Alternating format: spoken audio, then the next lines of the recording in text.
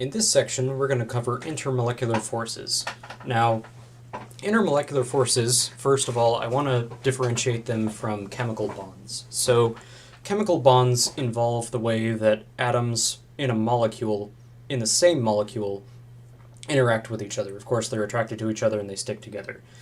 Intermolecular forces are not chemical bonds. So, they rather deal with the interactions between different molecules in the same substance. So, for instance, the interactions between two separate water molecules. And the strength of intermolecular forces, as we'll see, exhibit certain trends that are important to know. And they also have a lot of applications. So just to remind you, because we are going to come back to these a little bit, there are three basic states of matter that we're concerned with. The first is gases, and then we also have liquids and solids, which those last two together are referred to as condensed phase matter. In gases, we have particles that are very far apart from each other compared to how they stack together in liquids and solids.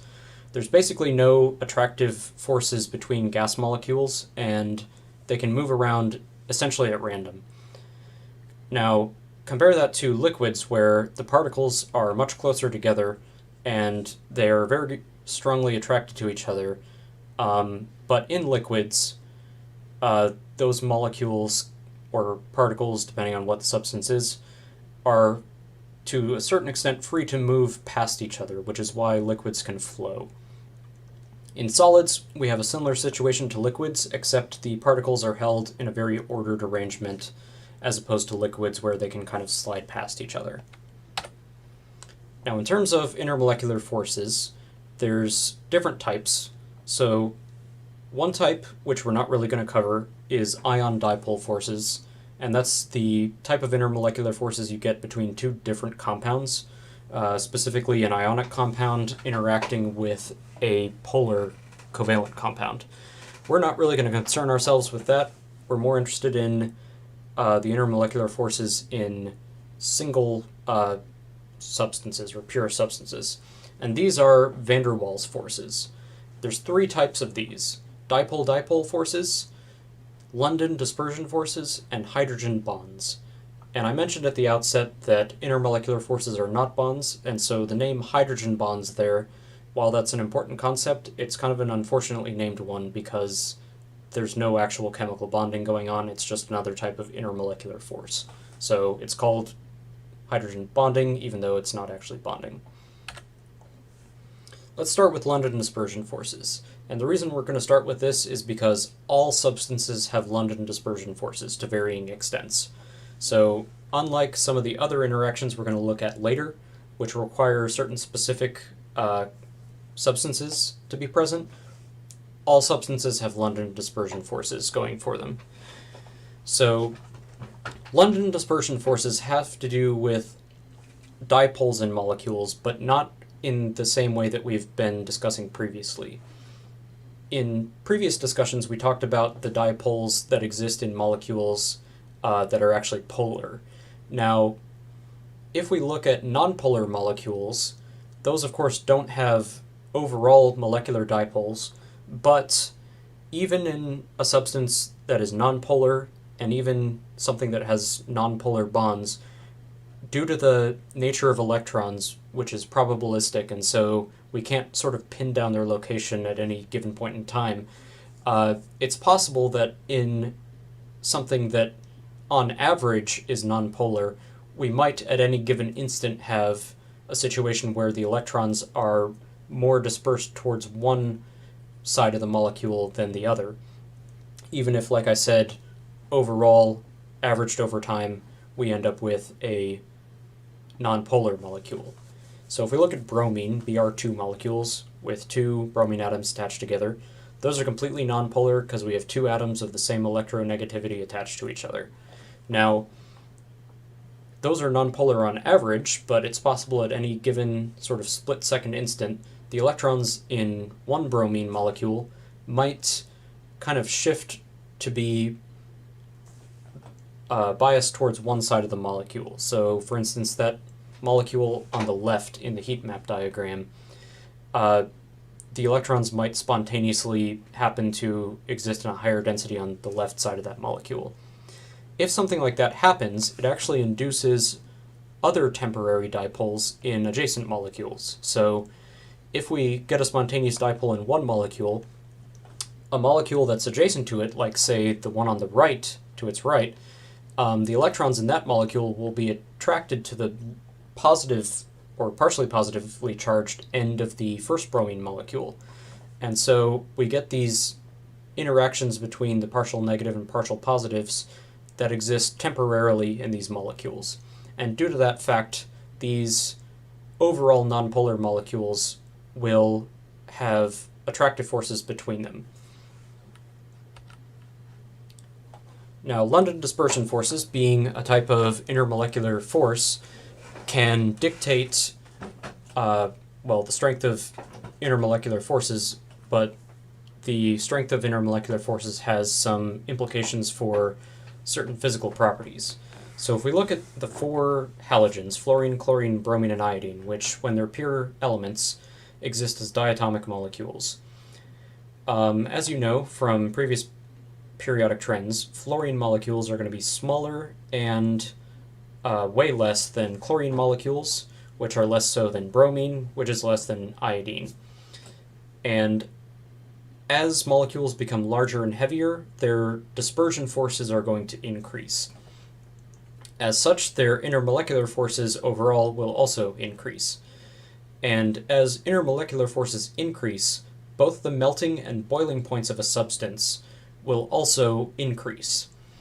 So, for instance, if you look at the melting and boiling points for fluorine in this table, those are a lot lower than they are for any of the other halogens, because fluorine, being small and light compared to the other molecules, has lower London dispersion forces and therefore lower intermolecular forces. And as we go to larger and larger halogens, you can see both the melting and boiling points increase for all of those as we get to the larger and larger ones. Another factor that affects London dispersion forces is sort of the compactness of molecules. So here we have two examples of molecules with the same formula and therefore the same molecular weight. These both have the formula C5H12. On the left we have pentane, and on the right we have a compound with a different arrangement of carbon and hydrogen, but in the same amount, which is 2,2-dimethylpropane. Don't worry too much about where those names come from. The important thing to notice about those structures is with pentane, we have a longer and less compact molecule compared to 2,2-dimethylpropane. Now, both of those molecules are essentially completely nonpolar, and the only difference between them is how compact they are. So they have the exact same molecular weight and everything. And it turns out that if you have a less compact molecule, it's going to have stronger dispersion forces if everything else is equal. So pentane has stronger dispersion forces than 2,2-dimethylpropane, and therefore its boiling point happens to be about 25 degrees Celsius higher than the 2,2-dimethylpropane's boiling point. So that's London dispersion forces. Let's move on to dipole-dipole forces. These are interactions that occur not between spontaneous and temporary dipoles in substances, but in the actual permanent dipoles of polar molecules. So only polar molecules can have dipole-dipole forces between them. Now, polar molecules, being polar, necessarily have a partially positive and partially negative region of the molecule, and so they can have pretty strong attractions to other polar molecules if they kind of line up in the way that you see there on the left, where the partial positive end of one molecule is kind of surrounded by partial negative parts of other molecules, and vice versa. So those attractive forces can be quite strong and influence physical properties like melting and boiling points. If we look at three molecules here that all have about the same molecular weight and similar sizes, the first one in this chart is propane. The next one below that, CH3OCH3, is dimethyl ether, and this third entry, CH3CN, is acetonitrile.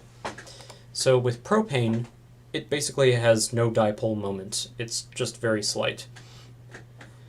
Dimethyl ether has a significantly higher dipole moment than that, and acetonitrile has a much larger dipole moment than either of the previous two. Now, because they're more or less the same weight and size, they have about the same amount of London dispersion forces, but the dipole-dipole interactions are much different between the three of them. So you can see the more polar the molecule, the higher its boiling point. And this is due to the fact that, for instance, acetonitrile is going to have much stronger dipole-dipole forces than something like, say, propane, which basically doesn't have any at all because it's nonpolar. And finally, we get to hydrogen bonding, which is kind of the last main intermolecular force that we'll describe. This one only occurs under very specific circumstances, so I want to be careful about how I discuss this. First of all, I just want to reiterate that hydrogen bonds, despite the name, are not actually bonds. They're just intermolecular forces between two different molecules. There's no actual covalent bonding between the hydrogens and the other atoms involved in hydrogen bonding. So hydrogen bonding occurs when we have a hydrogen atom that is directly covalently bonded to one of three other atoms. And the only three atoms that can qualify are oxygen, nitrogen, and fluorine, because they're basically the three most electronegative elements in the periodic table. So if a hydrogen atom is directly attached to one of those, it's going to have a very strong partial positive charge, because it's going to be a lot less electronegative than the atom that it's attached to. Now, it's also going to be the case that if a hydrogen atom is attached to one of those atoms, it's probably also going to have a lone pair. So the oxygen, nitrogen, or fluorine will probably have at least one other lone pair on it. And so, for instance, this happens quite a bit in water, where the hydrogen atoms on water molecules are very strongly partially positively charged, and they can interact with the strongly partially negatively charged oxygens on a separate water molecule, as you see there on the left. The actual hydrogen bonding interaction is shown in pink. And a similar thing can happen with ammonia, which has hydrogen directly bonded to nitrogen, another very strongly electronegative element. So the hydrogen has a strong partial positive charge, the nitrogen has a lone pair and a strong partial negative charge, and so the nitrogen on one ammonia molecule can interact very strongly with the hydrogen on a second ammonia molecule. Hydrogen bonding is responsible for some of the important properties of water. So, for instance, in liquid water, unlike most other liquids, the three-dimensional structure of the molecules is actually pretty ordered as opposed to being random. And so water has a number of unique properties that you'll mostly get into in Chem 1212, but chiefly this is due to the strength of the hydrogen bonding between the oxygens on one water molecule and the hydrogens on an adjacent water molecule. Hydrogen bonding is also important because it holds together the two separate strands of DNA, which is the biomolecule that contains the genetic information for all living organisms.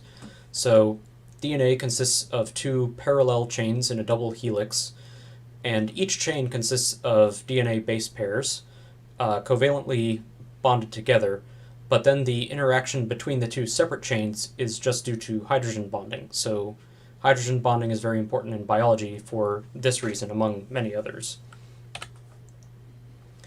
Hydrogen bonding is a pretty strong intermolecular interaction, and we can see this effect if we look at the table below. So it may not be immediately obvious what's going on here, but if you can understand this, it'll give you a really good idea of just how strong hydrogen bonding is. So what we're looking at is the boiling point of different substances. Specifically, in, say, this first cluster, substances that are covalent compounds formed between group 14, or 4A, elements with hydrogen. So for instance, elements in that group are carbon, silicon, germanium, and tin. So we have compounds like methane, CH4, silane, SiH4, and so on.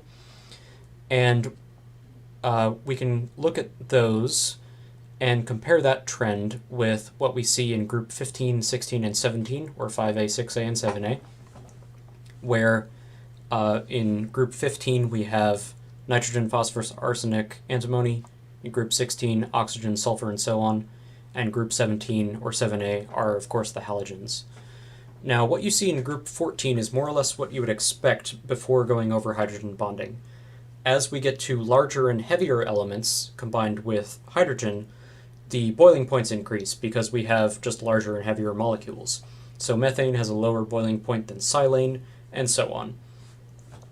And if you look at the green, blue, and red bars in the other clusters, we see the same pattern. So for instance, in group 5A, PH3 has a lower boiling point than ASH3, which is lower than SBH3, and that's what you would predict. However, ammonia, which is highlighted there, NH3, if that followed the same pattern as group 14, you would expect to have a lower boiling point for ammonia than you would have for PH3. But it's actually not the case at all. In fact, ammonia has a higher boiling point than not only PH3, but also ASH3. And that's due to the fact that ammonia has really strong hydrogen bonds going for it. So there's really strong intermolecular interactions due specifically to hydrogen bonds.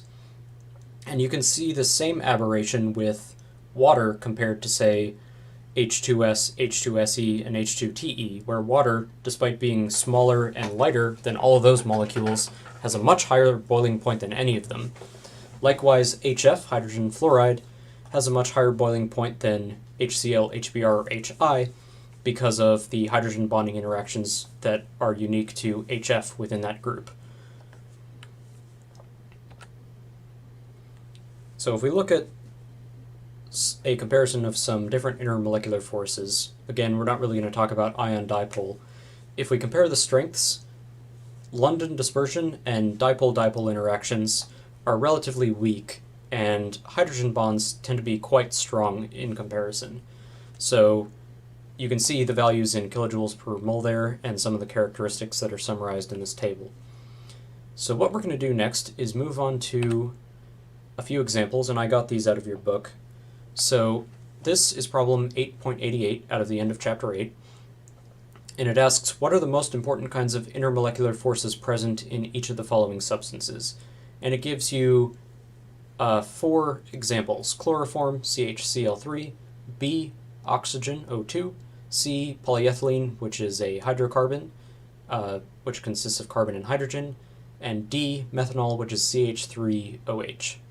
So what I'm going to do is give you the opportunity to try this on your own, and go ahead and pause the video, do that, and then we'll come back and actually go over the answers. Okay, hopefully you've gone over those.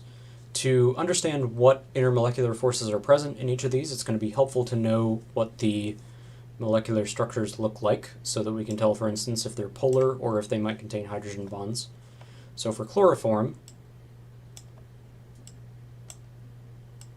that's going to look like this, where our central carbon atom is attached to a hydrogen and 3 chlorines.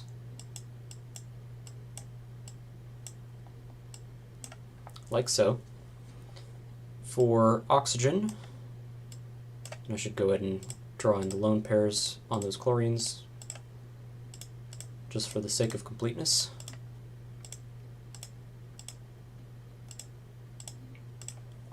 For oxygen, we're going to end up with something like this, where we have a double bond between those, and then 2 lone pairs per oxygen atom.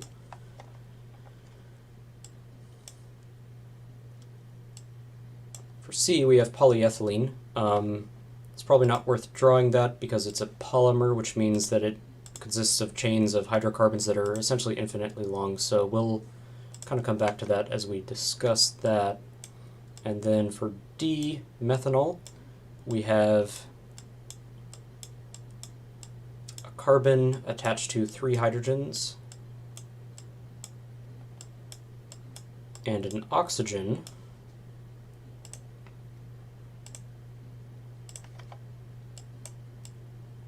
and that oxygen is also bonded to a hydrogen.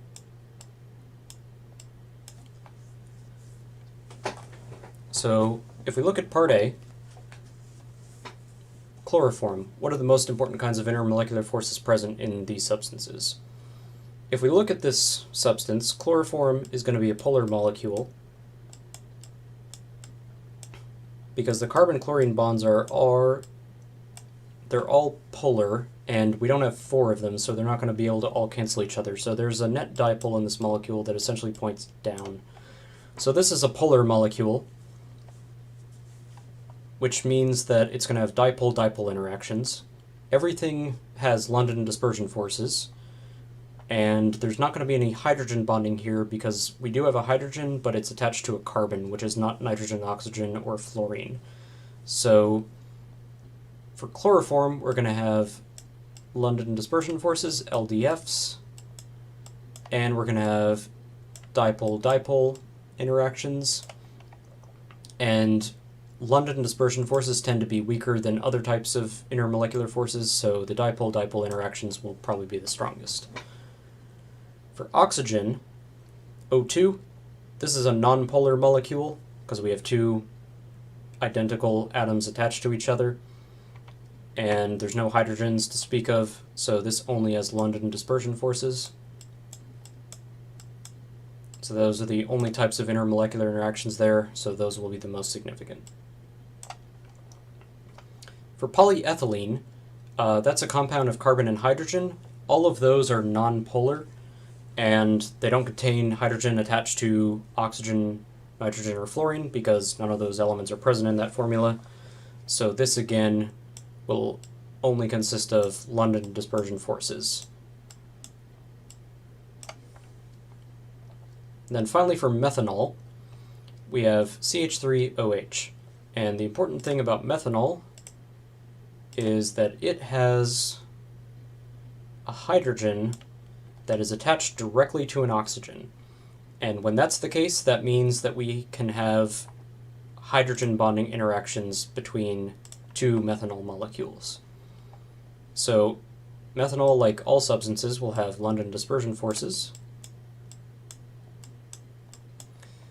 The carbon-oxygen and hydrogen-oxygen bonds are both polar, because oxygen is much more electronegative than those. The oxygen also has 2 lone pairs that contribute to that. So it's going to be a polar molecule, so it will have dipole-dipole interactions. And more significantly than either of those 2 things, it also has this hydrogen directly attached to an oxygen, as seen here circled in green. So it also has hydrogen bonding, and whenever that's the case, that is always going to be the most significant type of intermolecular force. So those are the answers to problem 88. Let's look at one more example. And I'll walk you through this because I just want to use it to illustrate a quick point. In problem 94 here, out of the end of chapter 8, we have a sample that contains methylamine, formula CH3NH2, dissolved in water. So we're going to have water molecules and methylamine molecules in the sample. Which of the following illustrations depicts the hydrogen bonding that occurs between methylamine and water? So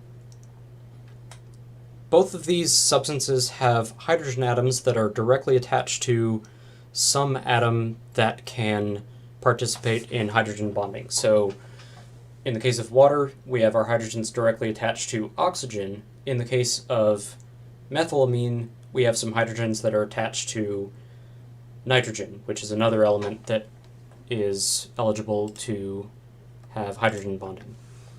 So let's look at these possibilities and determine whether we have hydrogen bonding going on. So for A here, we have the lone pair on an oxygen, and it is shown interacting with the hydrogen on a methylamine molecule, so this might look promising so far. However, this hydrogen is directly attached to a carbon as opposed to a nitrogen.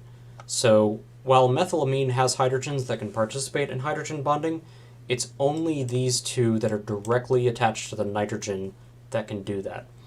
This first hydrogen right here is not all that partially positive because it's attached to carbon, which is an element with a similar electronegativity to hydrogen. So part A here is not how this hydrogen bonding takes place. If we look at part B next, we have an interaction between the lone pair on the oxygen of a water molecule, right here, and it's interacting with a hydrogen, and this hydrogen is directly attached to a nitrogen, which is one of those atoms that makes it eligible to be very partially positive, and so it can participate in hydrogen bonding. So B does show a correct hydrogen bonding interaction. Let's go to C next. In C, we have the lone pair on this nitrogen and methylamine, and it's shown interacting with the hydrogen on a water molecule. And that hydrogen will be strongly partially positive because it is attached to an oxygen. So the lone pair on a nitrogen, nitrogen is one component of hydrogen bonding, and this hydrogen on this water molecule is also capable of doing hydrogen bonding because it's very strongly partially positive, being attached to an oxygen. So C is also a valid hydrogen bonding interaction. Finally, if we look at part D, our interaction is shown between two hydrogens. And remember, a hydrogen bonding intermolecular interaction needs to take place between a hydrogen on one end, but also a lone pair on the other end.